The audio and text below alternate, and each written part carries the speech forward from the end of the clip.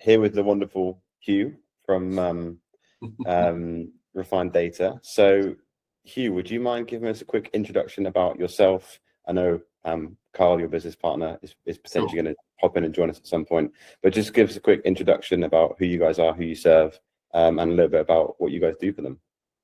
Right. Okay, good. So Carl and I are the partners in Refined Data, which is a company that specializes in providing data services and data intelligence to real estate companies that manage, large properties, so large portfolios of properties, and the properties themselves are large. So this might be, 150 shopping malls, or it might be 300 Class A office buildings, also multi-res as well.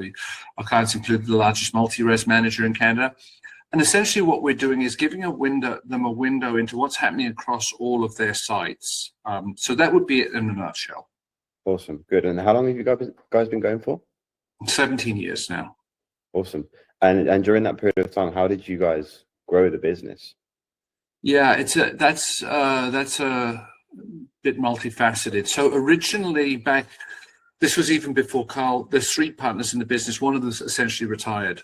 So this was before Carl joined us. My original business partner and we started a business betting on 2 horses. One was in the training space and the other was in the real estate space. And what happened with those 2 horses is the training space grew very, very quickly. We were up to about 6 million in revenue in about 3 or 4 years. And that was because we were partnered with Adobe. And when Adobe was in its ascendancy, we were getting all kinds of amazing business from all over the world. But when Zoom came in and displaced Adobe's web conferencing offer, just as we'd risen with Adobe, we dropped very quickly as well. Next to that business that had grown very quickly was the real estate business, which has been very much a slow and steady business because the size of the contracts are large. They're typically between $100,000 and $300,000. And so, and our market is here in Canada, which is a relatively small market for the size of real estate management companies that we go after. And it was slow going. Like we would add 1 to 2 new clients every year, maybe even every 2 years, and each client was a very significant win. So we did build the revenues of the company up, but from a sales and marketing standpoint, it was like bringing down one of those woolly mammoths in Lord of the Rings. It just took a lot. So yeah, that's really essentially. And the company revenues now are around $2 million a year. So we've come down from the peak, and we no longer do the training. That whole side of the business we sold off, and Terry, who was the partner in that side of the business, has retired. So it's really Carl and I now. And where did you guys get the majority of that business from? From primarily from referrals. We haven't been wildly successful in closing our own. What happens is that people use the software. We've got great relationships with our clients. Our retention rates are crazy. And as people move around in the industry, we get brought over to new opportunities. But all of that has changed dramatically in the last, I would say, year. We replatformed replatformed our offering and made it super flexible. It's almost like a spreadsheet that's as connected as a database, so very, very flexible. And then we've implemented AI, which allows us to extract information from reports, which is a big part of what our clients are looking for. So whether that's risk reports or building condition reports, extracting that information out and having it in a database is huge. And we sort of caught that wave. So what used to be very large sales now has transformed into $30,000 to $40,000 sales, which we're beginning to notice are closing very quickly, sometimes within a week or 2 weeks. So this is why ContentSmash has been so important, because what used to be rifle shooting of these big targets over long periods of time is now beginning to look like, if we reach out, we can give a value prop that's compelling. For the size of our clients, are $25,000 to $50,000 investments, not a big deal.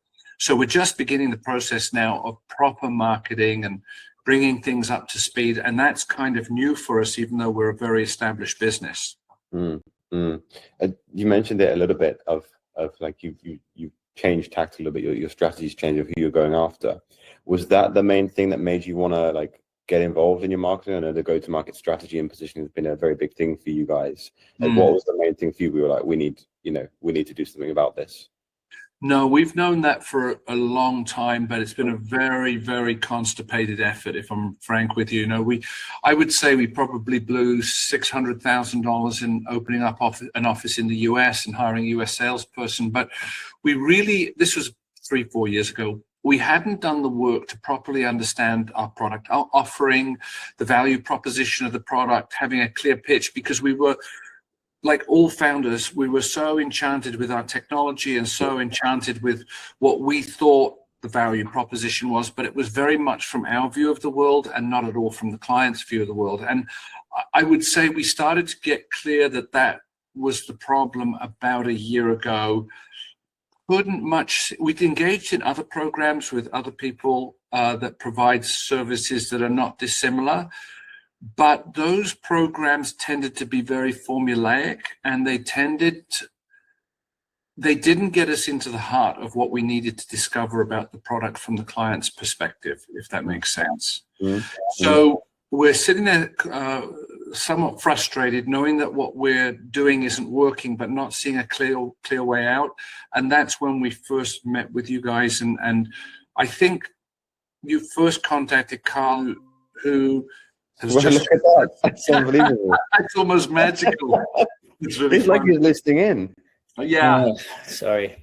No, that's fine. We're just really, just to frame you, Carl, we're just really being interviewed by James about kind of the background and how and why we ended up with ContentSmash. And I was just saying that essentially, I think we were a little frustrated. We tried some other programs, and we didn't quite know the way forward just at the time that ContentSmash, that James reached out to us, and it was kind of almost like a perfect timing in a storm. What you guys said to Carl in that first meeting, and I was just relating that when you popped in, Carl, it's funny. Maybe I'll let you talk about it. Like, what was it that resonated for you in that first contact? Because we'd been contacted a lot and had kind of just said no to people, but maybe I'll just pass it right over to you. Yeah, the thing that resonated was that realization that everyone we talked to before amplified messaging that was in our head and not tested. And what Oscar said to us is that the thing we do is test your message market fit. We've got an engine for doing that. And that's when the penny dropped. The thing that we were missing was we never questioned why our messaging wasn't working, and we never set about systematically testing how to unpack that problem. That's when you had us at hello, pretty much. I knew you were different. Yeah. And Hugh, you mentioned there that you struggled to get to the heart of it. That was just before you joined, Carl. You said something along the lines of like you guys struggled to get to the heart of what the problem was. Is that what you feel was the heart of the problem? Not knowing what your go-to-market actually is? Yeah, I would say I like what Carl said. It moved it out of our head and our conceptual. The thing we're most excited now is we're going to take a premise and we're going to try it out in the market. We'll see what the response rates are. So it's now more of a statistical and mathematical testing of things rather than some conceptual formulation that we quote figure out. No more work in our head. Let's get out into the real world and test the messaging in the real world and let the market respond and direct us to the degree that we're on track or not on track. Would you say that's a fair way of describing it, Carl? Yeah, because what we think, and this is the thing you've taught us, what we think about our market is irrelevant. It's what they think about what we have to say to them, the way they react. That's the only thing that matters. And we weren't aware of that before, and had no way of testing for it. Just as simple as you've made it, in our heads, it was way more complex than that. Yeah, awesome. Thank you, guys. I guess you guys are going to have your own takes on this, because I know you've got different perspectives on things, and I think you both get something different out of the program depending on which day you join the call on, or which day we speak to you on, which is always good. But I love generally how engaged you guys are in general. Like, for sure, in the top 2 people of engagement, you guys and Connor are up there with show up rates and being there, just showing up, asking questions, doing the right thing. So firstly, I really appreciate your participation. I can see the more you engage, the more people in general engage, the more they generally get from the program. But from your perspective, most importantly, not what I think, but what you guys think, like where have you guys seen the the biggest shift, whether that be like personally, mentally, like how you approach the business, your own business, marketing? Like, what do you think has been the fundamental shifts that have happened for you guys, where you've seen maybe the most value from the program itself? Not overthinking things, and I know Connor's got the same thing, right? I was chatting to him until like 11:30 last night, just because we have that common. That's our common ground. We know that you've both pointed out to us, stop overthinking things, simplify the message, and simply put it in front of your market and let them be the guide, right? And so whenever I'm stuck, and I was stuck just before this call because I'm looking at a LinkedIn post thing, and I've done like 100 iterations of this stupid document with ChatGPT, and your voice popped in my head again and was like, stop overthinking, like just put a version of it out there, and and that's the big transformation. Stop living in my head, put things out, see how the market reacts to it, and then go again. And just keep doing that until something sticks. Nice. Yeah, and I think, I think why it's probably the experience is a bit different for each of us is because Carl and I is because we both are wired up differently, and that's really the strength of the partnership. And I think one of the things that I have a tendency to do is take complexity and reduce it. I always boil it down to things, but quite often what I'm discovering in the program, what I'm boiling it down to is always a subset of what I already know. So it doesn't generate anything new or novel. And the value I get from the interactions is being kind of like pointed in the right direction. I really like that things get reduced down, but it's getting reduced down by people who know what they're doing. You guys have a lot of expertise in this market, so it gets reduced down in a way that makes sense. And two, it's not, I'm not relying on what I already know. And that's the big thing. I mean, I think the thing about a program that's distinct is that it's about discovery. And so each person's going to get something different out of it, as opposed to maybe a more prescriptive program. And we've been involved in those where we were kind of waiting to be spoon-fed the answer. And that never worked because it didn't provide us anything new. And we weren't really at the source of whatever was going to make the difference in the business. It wasn't ours. It wasn't, the difference between receiving information and being asked the right questions. I didn't realize that you guys were part of a program before. Like, obviously we don't have context on other programs, like we've obviously never been in them. Like what genuine question here, like what have the differences actually been? Like, how are other people doing it versus like how is it being done over this? Because we have no idea. We just do it the way that we think is most valuable. I don't know. Is it like more prescriptive of just like, here's a program, here's a course, and just like get on with it? Or like what's the difference? No, and this is a really good topic, James, because it's one of the things that Hugh and I had pretty much given up looking for help, because we'd tried different things. But what we lacked with hindsight was that visibility of how the different value propositions fit together. And so we got engaged with one group who were all about optimizing the business and getting the best out of what we had. But that was downstream from establishing market fit as the starting point. Right? We hadn't connected powerfully with a market that we knew would grow our business and where there was a need for what we were taking to market, and we knew how to speak to that need. So we had all of this good work, and it was excellent, but it was, it was as if we were hitting the gas on the car, but the wheels were 2 inches off the ground. So we were still, with all that knowledge, no traction. We weren't going anywhere. And then we read all of this marketing stuff, but it became a mixture of how to pitch and how to close and how to do, and still we hadn't nailed the starting point, which is, what is our business? Who are we serving? How do we reach them? How do we speak to them? And are they sending us back the signals that there's enough of them out there that we can grow this business? That's the gap that you guys filled. And really, we only got there because, having made all of those mistakes, we began to see this pattern of the little things that we need to run the business. And when Oscar said what he did, that's when the penny dropped that was where we were meant to begin, and that the other guys are extremely knowledgeable and beneficial in their own lanes, but unless we check the first box, everything else is wasted effort. So it wasn't that there was this big overlap and you were so much better than what they were doing. It was that you were the expert at the thing we needed as a starting point, without which we were going to be flailing forever. Yeah. And I'll give you a concrete example of that. So one of the groups we worked with had us do an enormous amount of work on our perfect fit client.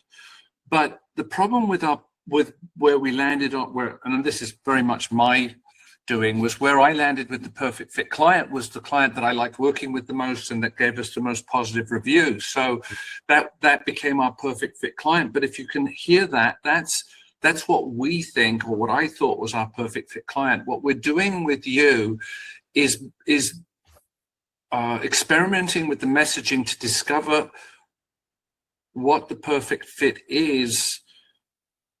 No, it's not even quite that. Carl, help me with this. It's really distinct. Can you just help me with this? Like, because we did an enormous amount of work, but none of it mattered because it was what we thought the perfect fit client was. That was the whole problem. And so it was optimizing something that wasn't on mark anyway. Yeah, there was something missing in that work. That is true. We did that. We did have, we spent a couple of weeks, I think it was, on that ICP. And yeah, it was made up in our head, but then that's not really any different from where we started with you. You know, we have to make an assumption and then build on that. But it was something in the way that we've executed differently with you. Yeah, we didn't test it. We just went with it. There was no, and then when it wasn't successful, it was like, well, we probably just are not doing a good job with the messaging, as opposed to, like, we just went at the source of things. It wasn't test, get feedback, aim, see where the bullet lands, and then adjust. It was more like just keep firing machine gun and hopefully you'll hit something. I don't know if that's an appropriate analogy, but the thing was pointed in the wrong direction. It just wasn't making any difference. Well, the thing is, James, you stopped us even when we made the assumption and looked at the first offer that we put together based on what we thought we heard from you, and you said that's not good enough. It's not quantifiable. It's not going. And be more bold. Whereas the others just took our assumption and then began to build on it, and we went along in blind belief that they knew what they were doing. You pulled us back on the most crucial aspect of everything we were doing and gave us better frameworks to think about.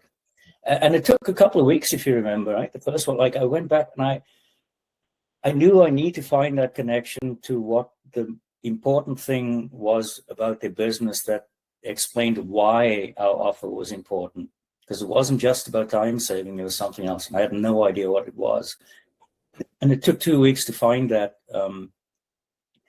connection to the protecting NOI and asset value. And there's a basic formula in real estate, which is why they run the business in the first place.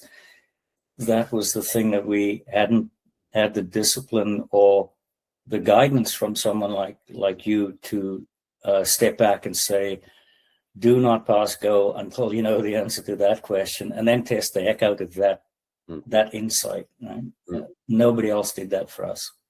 I remember seeing the first version of offers, and I was like, I know you guys are on the right track, but like, I think especially coming from like most people in the program are naturally, because we teach marketing, people are coming in from a non-marketing background, like just by nature, of course, that would make sense. And I can see the hesitation on people. I don't want to say that because I'm not like sure. I don't want to be bold. It's not quite, And when every iteration got closer and closer to being bold, and then the last one you sent, I was like, now it, that's very simple, very clear, very quantifiable. And I was like, now we're talking, getting that together, and you guys are going to go and test it. And we're going to be having very different conversations, I'm sure, in probably a month's time, less than. Yeah. I think the other thing that's unique as well is the group setting as well. All of the programs we've done in the past were really individualistic. So it was us and an expert working together. And yesterday we were on the call, and I don't know if you remember that younger entrepreneur was saying, you know, he's struggling with the courage to ask what he thinks is the right amount of money for his product. And of course, I'm sitting outside of, you know, going, oh, what are you talking about, man? Of course, just ask. It's, you know, it's so obvious, right? But the value of that is to hear my own brain look at somebody who's struggling with the exact same problem that I'm struggling with. You know, that they're sharing, it's kind of in their sharing and listening to what I'm saying about in my mind about their sharing. Like, wait a minute, I'm dealing. It's like hearing myself out there. Does that make sense? And that's really a benefit of the group setting, is to see what people are grappling with and discover yourself in what other people are sharing, and discover some of the solutions that aren't obvious when you're kind of in your own, swimming in your own mess, you know, your own muck or whatever. It's interesting you say about the group setting, because more often than not, people will be hesitant about the group settings because they think, oh, well, it's not one-on-one. I'm going to be kind of, you know, a bit of a bystander. It's not going to be very valuable. But I think, if anything, I love doing the group sessions. I think it's my favorite part of the week, because you get all these founders and all these entrepreneurs together, and you can have some really good, honest conversations about the, you know, the crap that you're swimming in, like you say, and just knowing that other people are in that same situation is quite, not refreshing, because you don't want other people to be in misery, but to be able to like sit in the misery together a little bit and kind of chew through it and be there and support each other, you know.